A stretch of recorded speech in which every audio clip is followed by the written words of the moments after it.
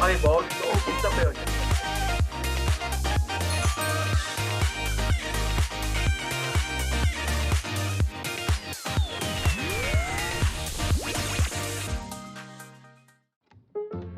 저희가 좀 일찍 와서 들어오는 입구에 있었는데요. 그때 저기서 축의금 좀 받을까 그런 생각을 잠시 했었습니다. 예. 그럼 환갑이나 회갑이라는 게 의미 없이 그냥 당연히 넘어가는 건데 얘기하다가 좀 뜻 있는 일을 해보자 해서 저희들이 이렇게 모여서 중구난방으로 이야기를 하고 있는데요. 오늘 주제는 책 도서관 우주입니다. 예. 사실은 도서관이 또 우리 지성의 우주이기도 해서요. 잘 맞는 것 같습니다. 그러면 이제 뭐 우주 얘기 좀 해볼까요?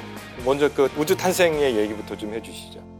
고등학교 때 이제 문예부도 하고 문학 동인회도 조직하고 은평구 10개 학교 문예부 연합회를 만들었어요. 그걸 제가 이끌었었는데 저는 그때도 문예부를 하는데 계속 이런 요청을 받았어요. 아마추어 천문 활동도 하고 있었거든요. 그래서 세워놓고 별 이야기 5분 동안 해달라 이런 얘기를 했었는데 그때 자주 하던 이야기가 있는데 그게 지금도 하고 있는 이야기더라고요. 우리가 살고 있는 우주가 지금 이 순간도 막 팽창을 하고 있잖아요. 근데 막 팽창을 하고 있다는 얘기는 이 우주가 이제 점점 커지고 있다는 얘기예요. 여러분들이나 저는 실감하지 못해요. 지구가 있으면 지구에 중력이 있죠. 근데 우리 몸이 이렇게 송하게 있고 제 손이 막 이렇게 움직이는 이유는 우리 몸을 이렇게 붙잡고 있는 결합력이 이 지구의 중력을 이기기 때문에 이렇게 되는 거잖아요. 그리고 우리 지구도 중력으로 땅땅 뭉쳐 있는 자체가 우주가 팽창하는 것보다 더 세니까 뭉치고 있는 거죠. 태양계도 커지고 있지 않아요. 태양계를 결합하는 중력도 우주 팽창력보다 크고요. 결국 어디서 팽창한다는 걸 알 수 있냐면 은하라는 단위가 있는데 은하와 은하 사이의 거리가 멀어져요. 그래서 그런 공간이 늘어나는 거거든요. 여러분 각자가 별이라고 해도 되고 사람이라고 해도 되고 은하라고 해도 좋아요. 그리고 이 도서관이 우주예요. 그러면 시간이 흘러요. 흐르고 있으면 어떻게 됩니까?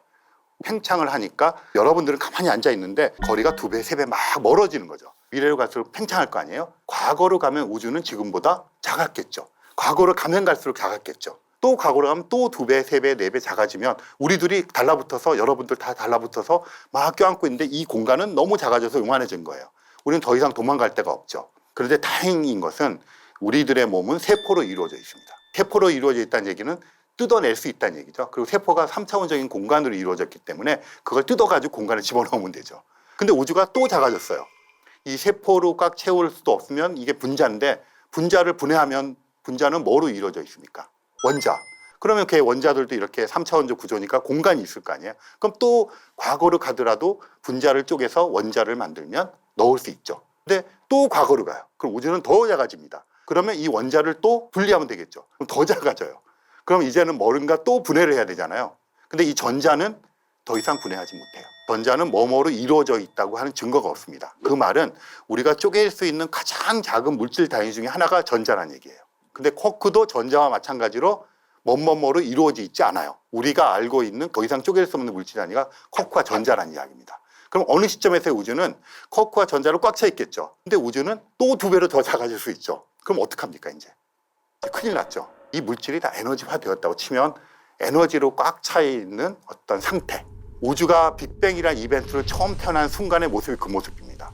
그 우주가 태어났어요. 태어나면서 시간이 흐르고 공간이 팽창합니다. 점점 커져서 오늘날처럼 되었거든요. 그러면 이 에너지가 일정한 시간이 지나서 온도와 밀도가 떨어지면 물질로 변하기 시작합니다. 그래서 우주의 역사는 에너지가 물질로 변하는 역사다 이렇게 얘기하거든요.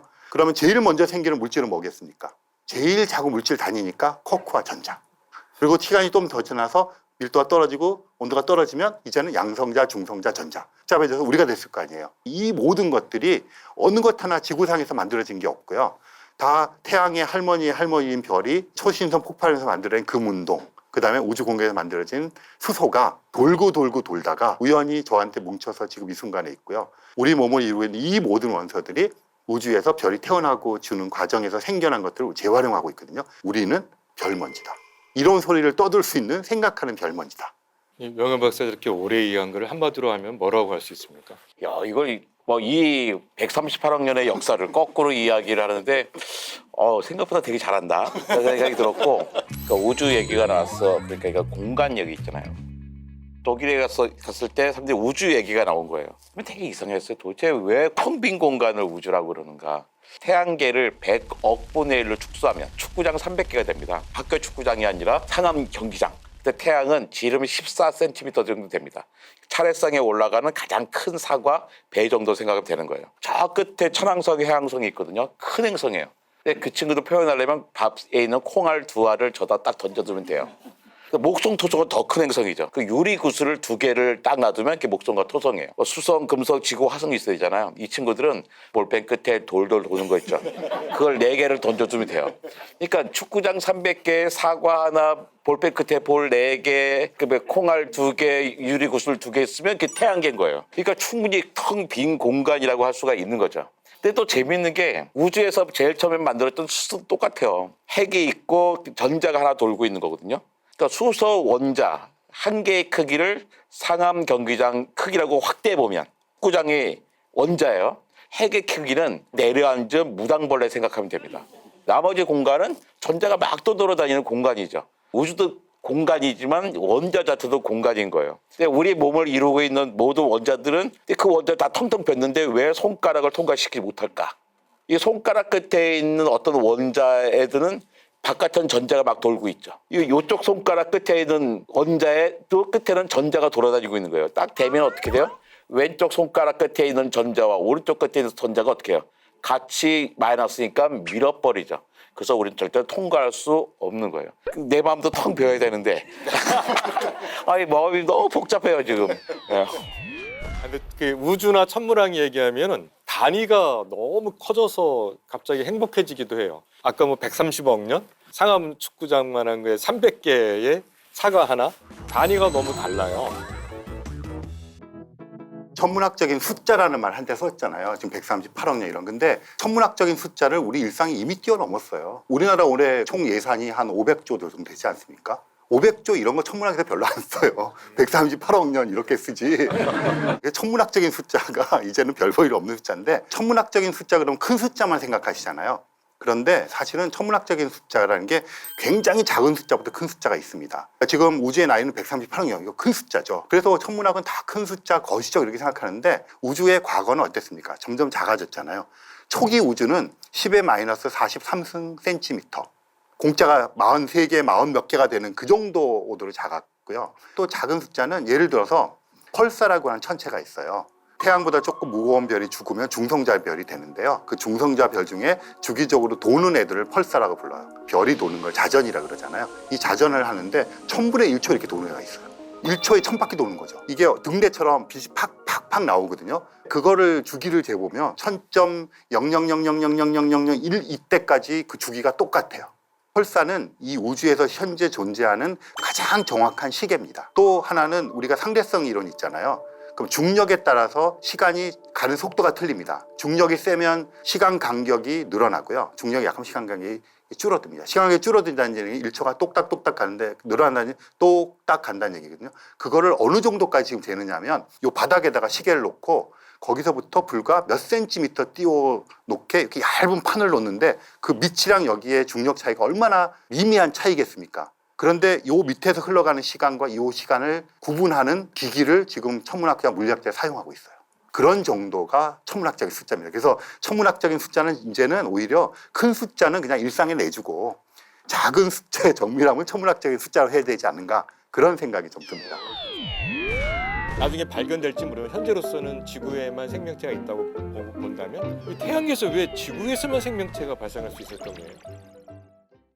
천문학자들은 헤비터블 존 이렇게 부릅니다. 거주 가능 지역 또는 뭐 생명 서식 가능 지역 그런데 그러니까 지구에서밖에 지금 생명체를 못 봤잖아요. 그러니까 지구 생명체 같은 애들이 존재할 수 있는 조건을 따져보니까 물이 되게 중요한 거예요. 지금 여기에 예를 들어서 제 손과 이정모의 손이 이렇게 있는데 별 일 안 일어나잖아요. 근데 이걸 물에 담궈두면 막 쭈글쭈글해지고 뭐 이렇게 하고 분자들도 공기에 떠다닐 때 결합하는 거다 물에 넣게 되면 이게 결합이 잘 되거든요. 비타민 녹여 먹는 그런 거 있잖아요. 가만히 놔뒀을 때는 그냥 공기 중에 그대로 있다가 이거 집어넣으면 물에서 막 하면서 녹잖아요. 물이 그만큼 뭔가 작동을 하는데 도와주기 때문에 생명체들 발현에 되게 중요하거든요. 더군다나 지구는 태양으로부터 떨어진 거리가 그래서 표면에서 바다의 그 상태, 액체 상태의 물이 존재할 수 있고 이게 달 정도 되면 너무 작아서 붙잡아둘 수 없는데 마침 지구 정도 크기가 되기 때문에 날아가지 않고 붙잡을 수 있고 그러다 보니까 자기 별에서 적당히 떨어져서 표면에 액체 상태의 물이 있을 수 있고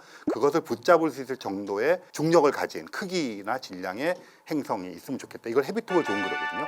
근데 태양계 내에서 우연히 지구가 거기에 있었던 거고 예전에는 금성이나 화성이 그런 데 들어가 있었을 거예요. 지금도 금성에서부터 화성까지를 포괄하는 걸 헤비터블 존이라고 그러고 화성에도 예전에는 물이 있었을 것 같아요. 바다에 이렇게. 그랬는데 화성은 지구보다 반 정도 되거든요. 초창기엔 충돌이 많았는데 그런 충돌에 의해서 날아갔을 확률이 크다. 근데 지구는 부딪혀도 지구 자체의 중력이기 때문에 다시 붙잡을 수가 있는데 화성 같은 애들은 치명적이었거든요. 그래서 날아갔다고 생각해서 화성에는 지금 물이 없는 것 같고 금성은 지구랑 비슷해요. 근데 얘는 또 안타깝게도 이산화탄소가 되게 많아요. 이 열을 너무 많이 붙잡고 있는 거예요. 그러니까 여기 생명이 살 수가 없죠. 그래서 지구가 지금 이 시점에서 우연히 굉장히 좋은 조건에 있다. 좀 더 이런 천문학자들이 생각하지 않은 부분들이 있는데 천문학자는 다 이렇게 바깥을만 생각해요. 그러니까 지구 내부를 생각하지 않는 경향이 있거든요. 지구가 한 뭐 산업혁명제 15도쯤 됐잖아요. 금성은 뭐 470도쯤 된단 말이에요. 그러면 거리 때문이라면 수성은 훨씬 더 뜨거워야 될 것 같지만 금성보다 덜 뜨겁거든요. 왜냐하면 대기가 없기 때문이에요. 왜 대기가 없냐면 작으니까. 작아서 중력이 약하니까 공기를 잡고 있지 못한 거죠. 달에 공기가 없는 것처럼. 근데 지구 다 뒤에 있는 화성은 또 어느 정도 중력을 갖고 있단 말이에요. 근데 거기는 왜 바다가 없을까? 이 바다는 기본적으로 다 해성에서 온 거예요. 해성이 부딪히면서 물을 가져다 줬단 말이에요. 근데 해성이 지구에만 부딪혔을 리가 없죠. 다른 행성도 붙였을 거예요. 물론 당연히 목성, 토성 훨씬 많이 붙였을 겁니다. 훨씬 크니까. 근데 거긴 다 기체 행성이잖아요. 물은 없는 거예요. 다 기체 상태니까. 근데 암석형 행성, 수성, 금성, 지구, 화성에만 바다가 존재할 수가 있어요. 암석 위에 물이 놓이니까. 물이 안 빠져나가요. 안 빠져나니까. 근데 거기도 부딪혔겠지만 수성과 금성은 쉽게 생각할 수 있죠. 뜨거우니까 다 증발했어요. 증발인데 수성은 힘이 없으니까 못 잡고 있고 우주공에 날아갔고 금성은 제법 중력이 있으니까 증발한 수증기가 대기를 구성하고 있죠. 수증기는 이산화탄소보다도 더 강력한 온실가스거든요. 그러니까 더울 수밖에 없어요. 화성은 영하 63도쯤 된단 말이에요. 평균 기온이. 영하 63도면 생명이 살 수 있을까요? 없을까요?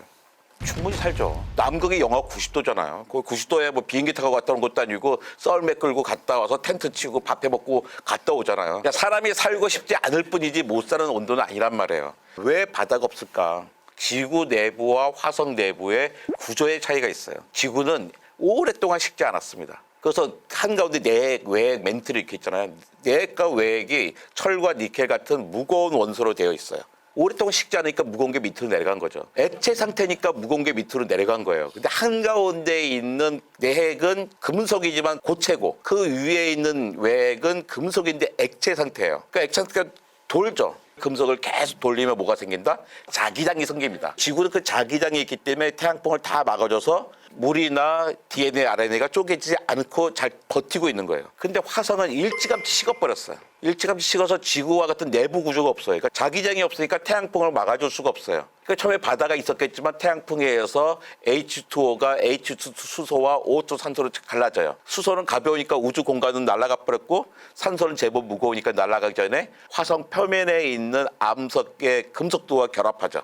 그래서 지구에서도 왜 쇠판에 산소가 결합하면 빨갛게 녹슬잖아요. 그래서 화성의 표면이 녹슨 거예요. 그래서 화성이 붉게 보이거든요. 실제로 우리가 앱으로 찾아보면 정말 빨갛게 보이거든요. 단순히 거리 이런 것뿐만 아니라 지구는 너무나 운이 좋은 거예요. 적당한 거리에 적당한 크기에 달도 부딪히면서 지구 자전축도 기울어가지고 계절도 생기고 우리게 정말 운 좋게 태양계에서 우리만 있는 거죠. 근데 우주에는 정말로 은하도 많고 별도 많잖아요. 지구에 인간 같은 지적 생명체가 살고 있는 행성은 우주에는 수천억 개가 될 거라 생각해요. 자연스럽게 우리 임용원 박사님이 말씀해 주실 내용입니다. 지적 생명체가 우리한테 올 수도 있는 겁니다. 흔히 이제 그 지적 생명체가 쳐들어오는 거 걱정하잖아요. 그래서 외계 지적 생명체를 탐색하는 과학자를 세티 과학자라고 부르고요. 과학자가 아니라도 그런 소통을 해야 되니까 기호 논리학자, 언어학자 이런 사람들이 다 같이 하거든요. 그 사람들이 이제 모여서 학회를 하잖아요. 그러면 꼭 와서 그런 발표를 해요. 쳐들어온다, 막 우리 막 경계 막 이런 파가 있는데 대부분의 그 과학자들은 그래봤자 소용없다고 생각해요. 왜냐하면 너무 멀어요. 우리 태양계가 있는데요. 태양계 끝자락에 오르트 구름이라서 해성의 그 재료가 되는 얼음 덩어리들이 있는데 1초에 한 20km 정도 달리는 로켓으로 가도 3만 년이 걸립니다. 그리고 우리 태양계에서 제일 가까운 다른 태양계 센타우르자리 알파 시스템이라고 하는 것이 있는데 거기까지가 빛으로 4년을 가야 돼요. 그런데 이 로켓으로 가면 8만 년 정도가 걸립니다. 거기서 우리를 발견한들 8만 년 전에 아직 농경사회가 이루어지지 않은 지구의 모습을 볼 거고, 그리고 쳐들어왔을 때 어떻게 얘네가 진화했을지도 모르고 왜 오는지도 오다가 다 까먹을 테고, 조우할 수 있는 확률은 굉장히 낮다, 그렇게 볼 수 있죠. 그러니까 우리는 분명히 있지만 절대로 만날 수가 없다고 생각해요. 제가 3월 초에 미국에 다녀왔어요. 에일리언 콘이라고 하는 그 외계인을 신봉하는 수천 명의 모임들 가봤습니다. 정말 대단했어요. 몇 가지 특징인데, 첫 번째가 다 50대, 60대, 70대 백인이에요. 30대, 40대 없어요. 유색 인종 없고요. 다 50대, 60대, 70대 백인들만 있는 모임이더라고요. 미국 중부에 예전에 특별히 즐길 거 없던 시절에 외계인이 빠졌던 사람들이 모여 있는데요. 아시아 사람들이 없어요. 3명밖에 없어요. 되게 궁금해서 막 각종 마이크가 날라와요. 한국에서 왔어. 그러니까 한국에 그 고창이라고 있지 않냐. 고창이 전 세계에서 고인돌이 제일 많은 곳이다. 그게 왜 많은 줄 알아? 외계인들이 다 왔던 거야. 너희 한국 사람들이 왜 이렇게 뛰어난 줄 알아? 갑자기 뭐 저렇게 발전하잖아. 그 외계인들이 너희한테 심어놓은 유전자가 지금 발휘를 하고 있는 거야. 그러니까 너네는 자부심을 갖고 있으면 한국 사람이 세계를 제패할 거야. 막 이런 얘기를 해줄 때 갑자기 애국심 푹푹 생겨나는 거야. 당군의 자손이 아니라 외계인의 자손이다. 그런데 정말 말이 안 되잖아요. 아무리 과학의 발달해도 시간이 너무나 멀기 때문에 그 먼 거리는 그들이 과학과 기술을 극복할 수 있는 거리가 아니어서 우리는 절대로 외계인을 만나지 못한다라는 얘기를 계속 해오고 싶어요. 제 친구들이 이렇게 똑똑한지는 저도 오늘 알았습니다. 세상이 자꾸 바뀌면서 책을 함께 읽고 이야기를 나누는 가치가 훼손되고 있는데, 저희들이 성장 과정과 생존 과정에서 지켜보게 되면 가장 중요한 것은 함께 책을 읽고 이야기 나누고 글을 써가면서 읽는 독자에서 쓰는 저자로 전환하는 것이다. 이런 공간에 오시는 선생님들은 저희가 같은 종이잖아요. 남들이 보면 거의 외계인 취급받는 종인데, 그 책 읽고 글 쓰는 종들을 저희들이 끝까지 옹호하고 있다. 이런 것을 꼭 전달하고 싶어서 행사를 하고 있습니다. 우주적 차원으로 한번 우리의 사유를 넓혀봤으니까요. 또 한번 우리 삶의 주변도 성찰해 보시는 좋은 기회가 됐으면 좋겠습니다. 저희는 오늘 행사를 마치도록 하겠습니다. 감사합니다.